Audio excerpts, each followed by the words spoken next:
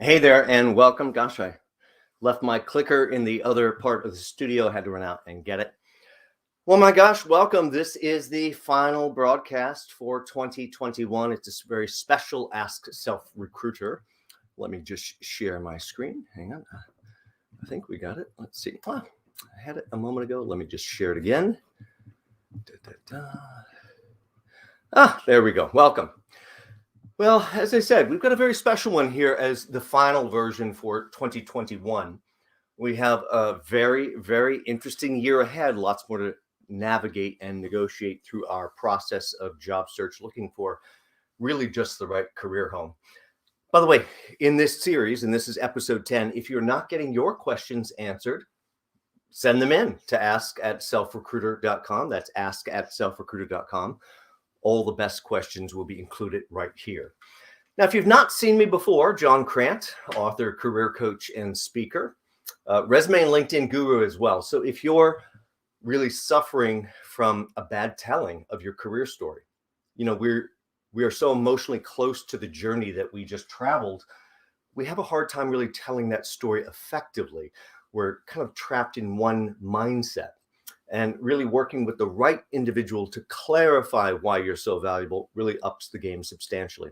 I know you should consider working with me if you would like to improve your background. As we get into today, let's just switch over. We are here to take control of our job search. And today we're going to talk about 15 questions all about negotiating job offers. Can we negotiate them? All those things. We're going to get into every one of those questions. So let's just take the first one. Why is it important to negotiate a job offer? Well, if we choose to negotiate a job offer, and that's always the choice, many more questions on that choice itself coming up. But if we do choose to negotiate, then my gosh, what does it convey about us?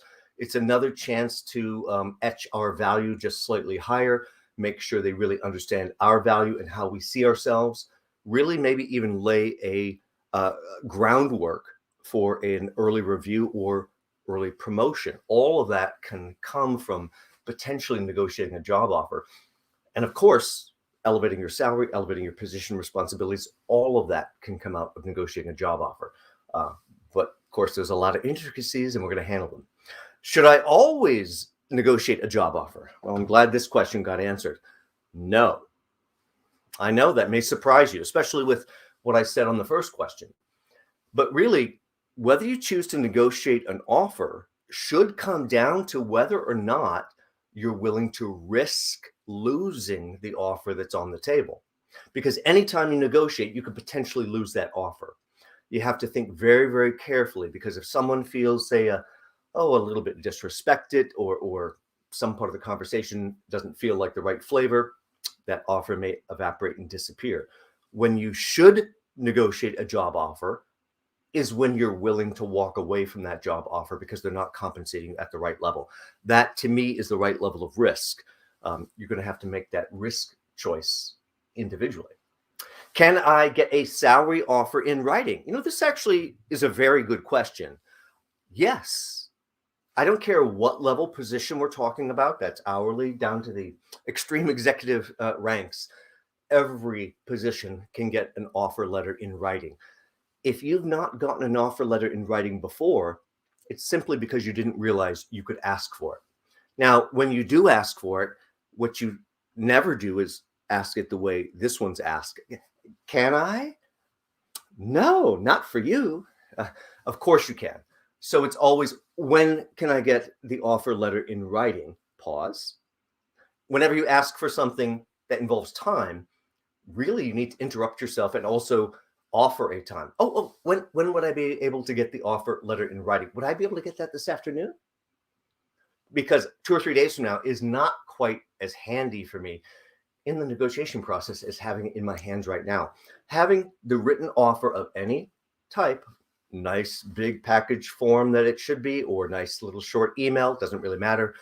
Once they put their intentions in writing, very similar to slipping a ring onto the finger.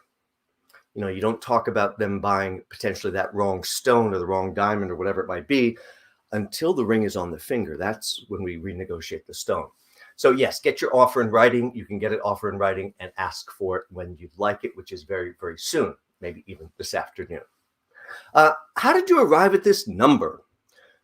This is a great question in negotiating. First off, I don't have to approach it like, Jack, how did you arrive at this number? Well, it's pretty clear John is not happy about that number right now.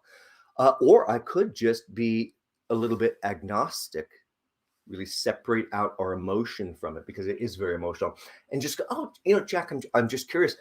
How did you arrive at this number? Because I don't want to put them on the defensive. What I want them to do is to disclose to me how they arrived here, so I can look for other angles to potentially negotiate. And I also get a little bit of insight into their valuation process for me, which gives me an opportunity to correct it. Oh, that's so interesting, Jack. Yeah, I can see how you might have arrived there. My background's actually slightly different than you said. It's this, and this. And that gives you a different plateau to work from. Next question, what is included in this compensation package? That may seem very generic, but it's very, very important. In negotiations from a company side, whether that's profit or nonprofit, doesn't really matter. They tend to almost hang the entire hat on, this is the salary, this is the salary. Yes, but how about all those other things? Did you notice on the offer letter that it said 2 weeks of vacation? I'm more than 30 years into my career.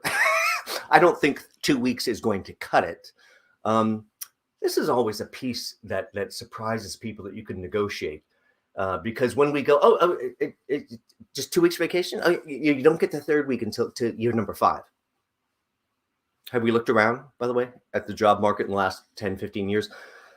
Very rare occurrence if you're going to reach year number 5 to get that third week. So you're either going to work 50 weeks a year until we're cold and in the ground, which is not a great plan, or we have to learn to negotiate vacation.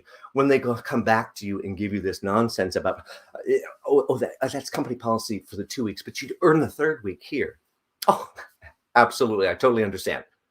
Which is an agree but disagree technique. I'm agreeing with them to some way, shape, or form, and then I'm going to disagree by what I say next, going, I'm completely comfortable with a side letter agreement for the additional time off. Well, what? I'm completely comfortable with a side letter agreement for the additional time off. What if they don't know what that is? Well, if they don't know what that is, they're pretending, because they certainly do know what that is. Everybody in HR understands what that is. What that is a side letter agreement just between you and me, so we can violate this policy. And you don't think people that get hired way up the food chain accept 2 weeks vacation? Complete nonsense.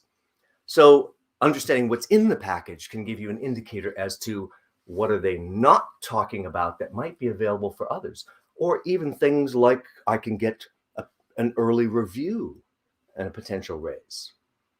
Can I negotiate other factors besides my salary? Well, I think I'm already talking about that answer. Sorry about that. But yes, of course, I can look at things like a sign-on bonus.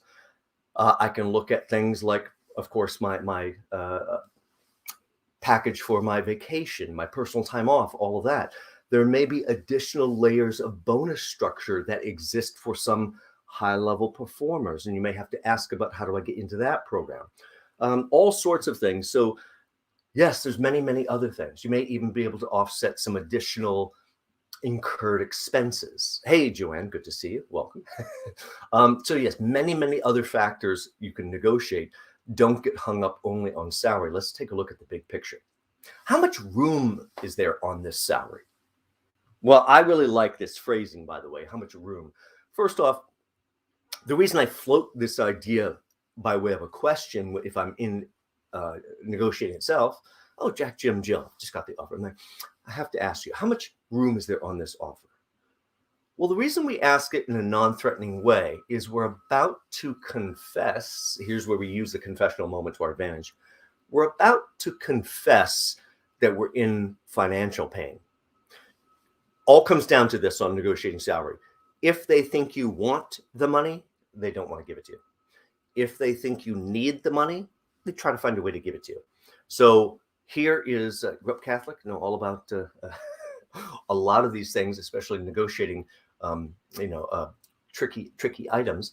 But here is where you want to have that confessional moment, bare your soul, so they can live vicariously through your pain realizing they don't want you to be distracted and they find a way to give you the right compensation. Maybe the language I might use after this question might be as simple as, the only reason I ask is, magical phrase, just trying to keep myself, my family financially whole. Another magical phrase coming up. I just don't want to be distracted by financial concerns as I come into this role. Notice I'm projecting myself right into the role. And would they want me distracted with financial concerns rather than focusing on my work? Of course not. Now, likely they're still going to give you, no, it's not really possible. Your job while negotiating is to not hear the no's, to gently get behind them and send them off to the well to take another dip, see whatever they can get for you.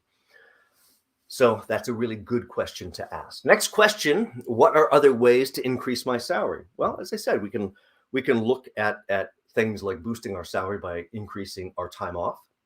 Rather than the 2 weeks, maybe I need 5 weeks, which is actually what I do need. I need 5 weeks vacation.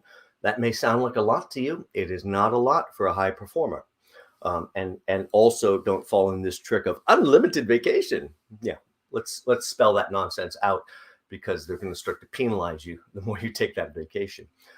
Other ways to increase your salary is to look ahead. I can look ahead and understand that maybe if I believe in myself and what I'm going to deliver, maybe I can even pitch right now for a 6-month early review. I'm taking this risk to change in my career. I'm really placing my bets on your organization. I believe what I see, and I'm going to get in there and be a dynamo. And for that, I'd like an opportunity to be reviewed early and adjusted early, which will make me more likely to accept this salary now, or something close to it right now. Lots of other ways. So look at performance, look at sign-on bonuses. By the way, if you are leaving money on the table wherever you're coming from, let's say you have an extra compensation layer that goes through a vesting process, 2, 3, 5 years, whatever it might be. And you know what? If you leave before April, you're going to lose that $20,000. That's negotiable with the new employer. Many years in recruiting, I've certainly seen many employers simply cut a check for what you're leaving on the table back there. They're not going to give you extra just to have fun with, but again, it goes back to this. They realize you need it. You're leaving 20 grand on the table. No one with a sane mind is going to walk away from that unless you're going to make it up for me. And they'll simply cut you a check in many cases, not if you don't ask for it. Many other ways to think about it. We have to think about all sorts of avenues. How do you determine raises? Boy, this is a really good one. They may get a little tricky, but at least you can get them really in some conversation right up front, setting the framework for what you're going to need to attain to essentially command the potential raise that you're looking for.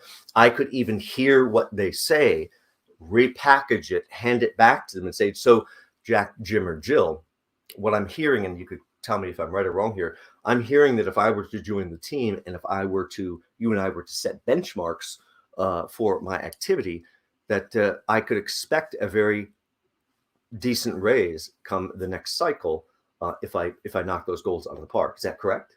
And get that really agreement right up front based on a little bit of what they tell you about how they determine raises. Now, the next question here really is also to test whatever they tell you. Jack, Jim, and Jill, let me ask you this. What is the typical percentage when you do issue a raise, when you look across the organization? Not the special cases, but what's the typical, what's the usual, what's the customary? And for most organizations, it falls in that 2, 3, 4%. You might as well get them to talk about it right up front so you can counter that with some discussion about why you're more valuable and you'd be looking for a different level of adjustment. Here's a tricky one. What does your severance package look like? Really? Do I want to ask that? Potentially, absolutely. High up the food chain, top performers, top of the pyramid, you don't think they change jobs without knowing how the severance package is going to affect them. How much of a golden parachute do I get? Why should you have to take all the risk in your work? Yes, at this point, keep them focused on why you're the very best one. But when you get down to negotiating, they've really already slipped the ring on the finger. So at this point, you can have a heart-to-heart and go, of course, there's still substantial risk. I have a great track record with my current company. I don't have any urgency to leave. and yet this is so attractive to me. If something were to be a misfire in some way, which could be on anybody's part, what does your severance package look like? Because I'm taking risk here. Let them talk you through that. That also sets the groundwork in case I recently had a client that got hired with a big name company, goes through the entire interview process with 4 or 5 people and everything else. Whole time, going to report to this person, going to report to this person, going to report to this person. They suddenly get hired, and that person, while still technically in the picture on the website, that person is now out of the structure. And now you're reporting to this brand new person who never even interviewed you and really doesn't want you on their team. And 4 months later, they have a performance issue going out the door because I didn't want you in the first place. What does the severance package look like so I don't have to sue you over this? Those are questions up front that you might handle very delicately because you're entering a pseudo marriage. It's a little bit like asking about the prenuptial agreement, which isn't a very popular thing if we're going into a marriage. Now, what does your fiscal year for your company look like? Okay. What can this tell us? This can tell us when their review cycle is. If their fiscal year begins October 1st and it's December 22nd, if we're going to wait till the next review cycle, we have an entire year. So, gosh, if you are accepting something that's not quite at the level you want to get in there and demonstrate, I want a 6-month early review. I'm not waiting 11 months, for a review of how I'm doing when I could potentially get a boost before that 6-month early review. Can you send me the employee costs for the benefits? Absolutely. Now, by the way, they tend to refer to the benefits, but they rarely send you the whole breakdown of what everything looks like until you really join the company. So yes, don't be afraid to ask, because that is certainly an element that you have to look at.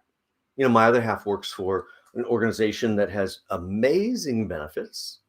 Our combined benefit together for a family is so low. I'm like, wow, amazing. Some organizations still do that. So the employee benefit costs can make a huge, huge difference. You have to think about that. Another question to ask, should I negotiate multiple items simultaneously or separately? My gosh, when you look out on the internet, there's an awful lot of negotiating talk on this one.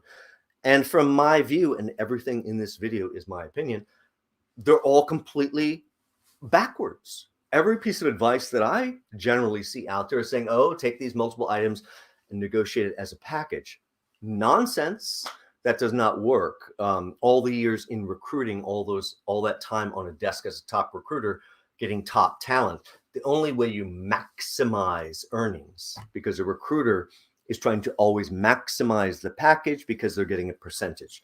The only way you maximize everything is to negotiate each and every item separately, as if it's the only issue in the world, to either get or don't get that item. And you go, oh, one more thing we have to talk about, and one more thing, and one more thing, all separately. That does take finesse so you don't irritate them, but that is actually how you get the very best package. Go for all those important things first. Also know going in what you're willing to give up and what you really are after. Can I give ultimatums in my negotiation? Let me rephrase this question. Can I give ultimatums when I'd like to ask someone to marry me? No. So I hope that's clear. No ultimatums of any kind, no hardball, but you do have to persuade them by getting them to see your angle, to see your issue, and to see how it'll benefit them when you do get to the right answer. Well, my gosh, that brings us to the end of a very interesting year, 2021. We've had quite the journey this year. We have more of a journey next year. There's tremendous hiring going on. I happened to be on an early morning phone call with a C-level HR individual at a very large, famous organization. And they were really talking about how, when they posted ads a little while back, pre-pandemic, they were getting 600, 800, whatever it might be, people applying for these jobs within, a week or two. And now they're down to 35, 40 people in the same setup, getting harder and harder and harder to attract the right people. It is a great time to be in the job market. It's a great time to find the right job and to negotiate. But you do have to ask all those right questions. You do have to think about controlling the process and the fact that the entire thing not only is a sales meeting, but it's also part of the dating process. And you have to balance all of that while going after what you like. I hope you have had a great year and are getting ready for a really wonderful new year. Next week, I will have, or at least by this weekend, I will have all my dates for January posted. And we're going to kick off very strongly in the first 2 weeks with an intense series. So hopefully you join for that. And I hope you guys have the most wonderful holiday season ever. Stay safe. Don't forget, small changes change perception and perspective as well. Take control of your discussion, and wherever you are in your process, take that first step and learn to repeat, repeat, repeat, and repeat. Thank you guys for joining in today. I hope you have a great rest of your holiday season, wonderful new year, and stay safe. Take care. Bye.